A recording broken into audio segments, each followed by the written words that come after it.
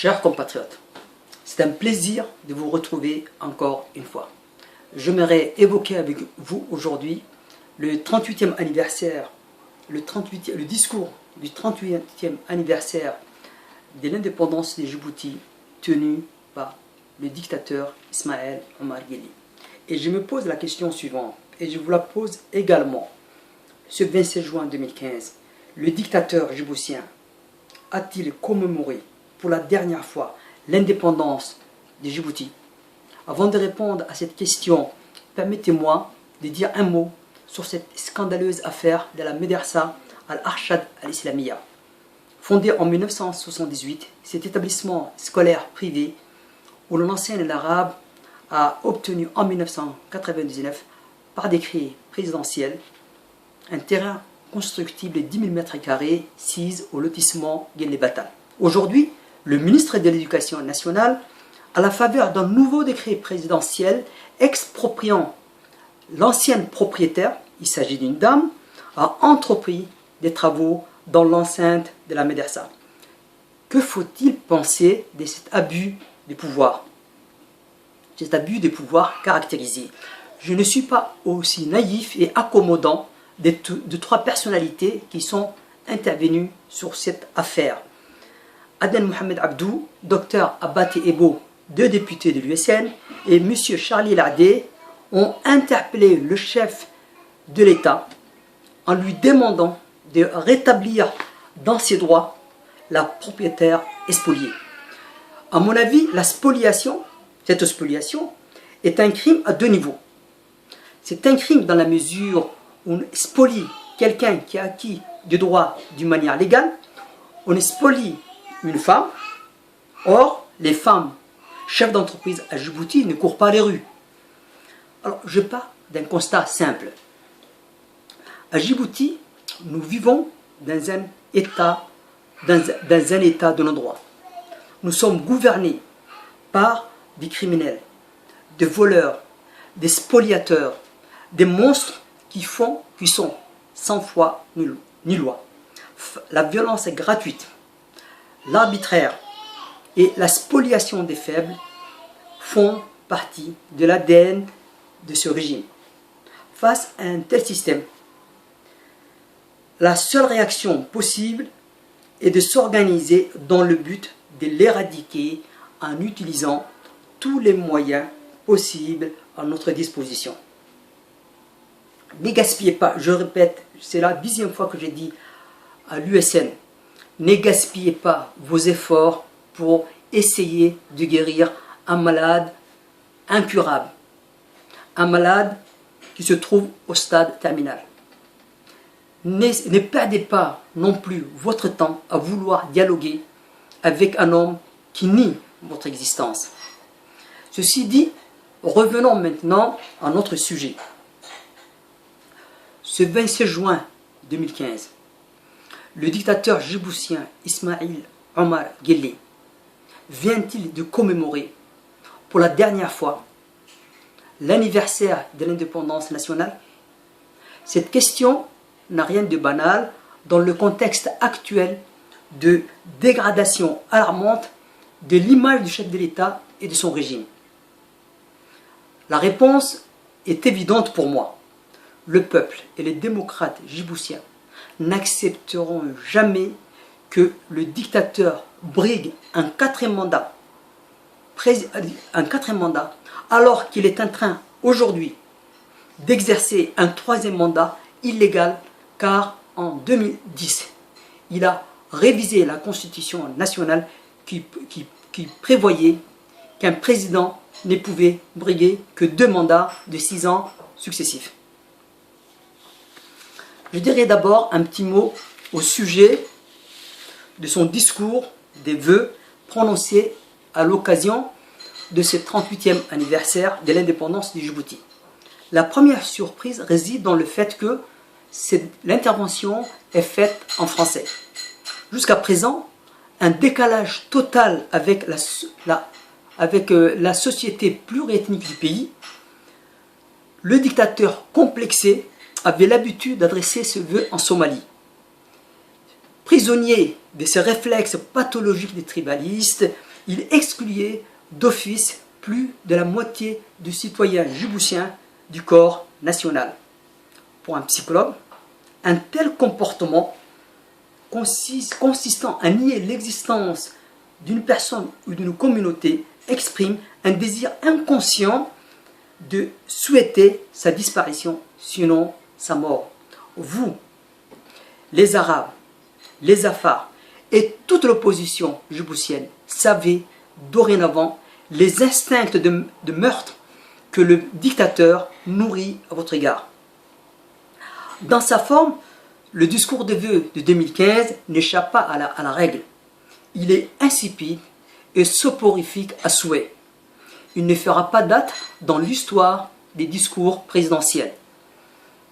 Annonné sur fond d'un visage figé et inexpressif, le récepteur a du mal à l'écouter jusqu'au bout. Surtout, aucune empathie ne se dégage de la personne du chef de l'État. La gestuelle, lorsqu'elle n'est pas forcée, paraît maladroite. Ses bras ne savent pas où se poser ou se reposer. Bien que préparé minutieusement, cela se voit, discourir en français semble une torture physique pour le chef de l'État. Et le contenu de ce discours, il n'est pas non plus d'une meilleure facture. Le tyran, avide d'informations, se donnait au spectacle habituel. Encore une fois, ce discours a été l'occasion de conforter son narcissisme bien connu plutôt qu'à présenter ce vœu à la nation. Quels vœux? Les vœux et les promesses les plus modestes du peuple djiboutien, notamment réduire l'extrême pauvreté, fournir l'eau potable et l'électricité à toute la population, assurer l'éducation primaire pour tous, mettre en place un système de santé publique performant, désenclaver les régions de l'intérieur, instaurer la justice et l'égalité entre les différentes communautés nationales. Toutes ces promesses et tous ces vœux ont été sacrifiés en 1977 sur l'autel du tribalisme. Allez au cimetière d'Ambouli, c'est là que gisent les aspirations nourries, les grandes aspirations nourries par le peuple djiboutien à la veille de l'indépendance de Djibouti. Si vous passez à proximité du cimetière d'Ambouli, n'oubliez pas, s'il vous plaît, d'adresser la prière aux morts, à tous nos martyrs, hommes, femmes, et à nos espérances perdues. Le principal sujet sur lequel le peuple djiboutien souhaitait obtenir des détails est complètement éludé. En tout cas, le dictateur n'a pas dit un seul mot sur l'accord cadre du 30 décembre 2014 signé avec la coalition USN. Pas un mot sur les réformes démocratiques promises. Pas un seul mot sur les raisons du harcèlement policier et des arrestations arbitraires qui sont abattues sur le pays depuis 2 ans. Il n'a pas prononcé non plus une seule mesure pour corriger la discrimination politique, économique et sociale qui frappe la communauté afar. 6 mois après l'accord cadre, la direction de l'USN s'est plaint lors du meeting du 29 juillet 2015 que les aspects les plus importants de l'accord cadre n'ont pas encore traité à ce jour. Le dictateur est un grand menteur. C'est un gros menteur. C'est un menteur professionnel, un menteur par principe et par vocation. Le Saint-Coran interdit aux croyants de tromper d'autres croyants. وَلَا تَلْبِسُوا الْحَقَّ بِالْبَاطِلِ وَتَكْتُمُوا الْحَقَّ وَأَنْتُمْ تَعْلَمُونَ.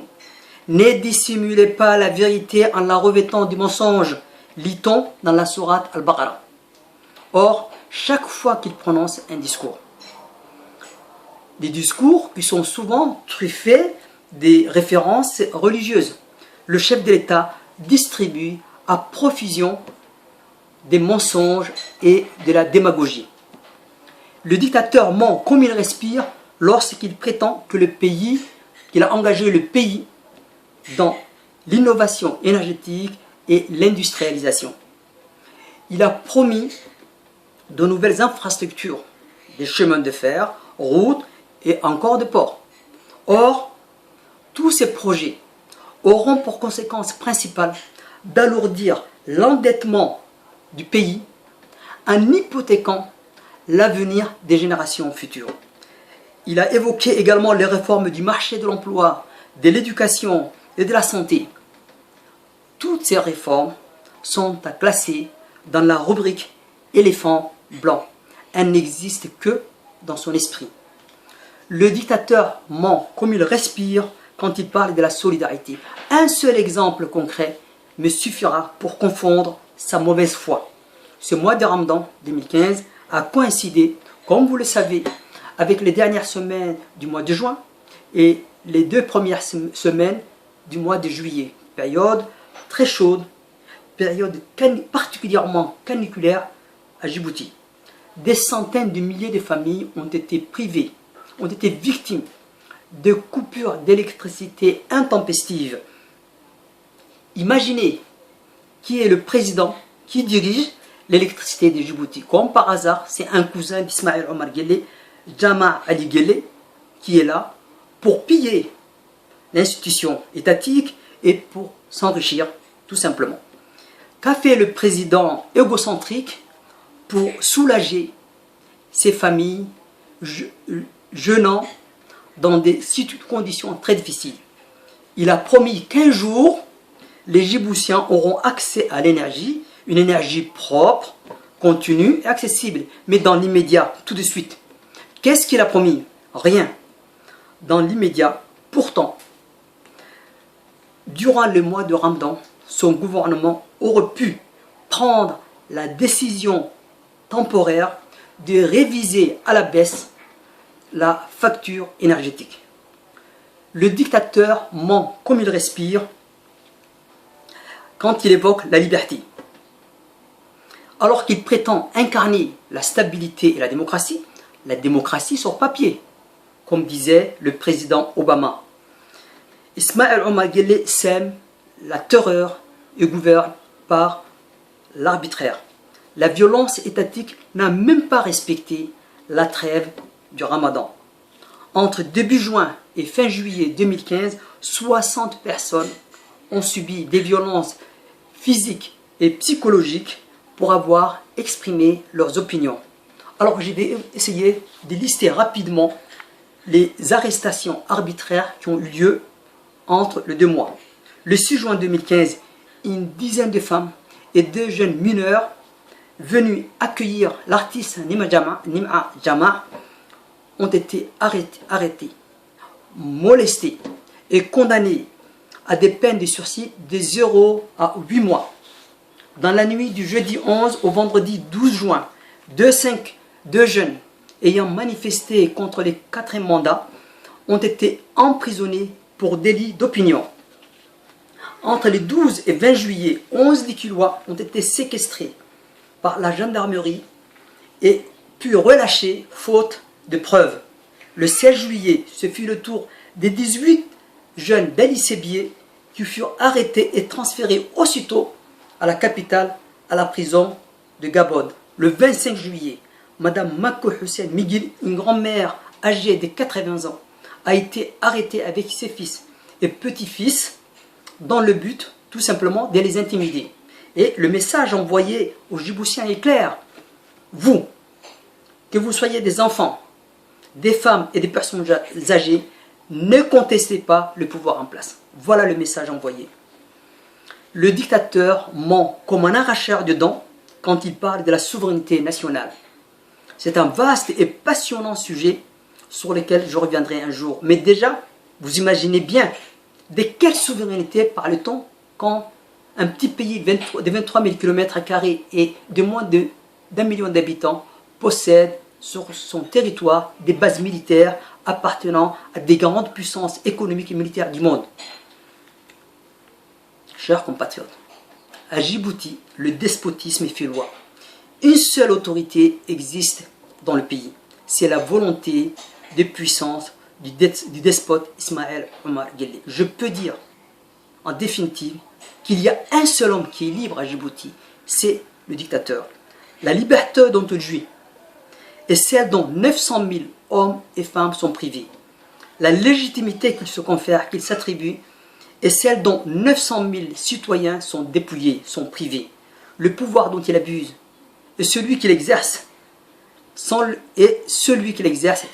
le consentement des 900 000 citoyens djiboutiens. Pour rendre la liberté aux 900 000 citoyens, aux 900 000 hommes et femmes, débarrassons-nous d'un seul homme, car un régime despotique ne survit jamais à son maître. À bas le dictateur, à bas la dictature, vive la démocratie, vive le peuple djiboutien, vive la RD, à bientôt.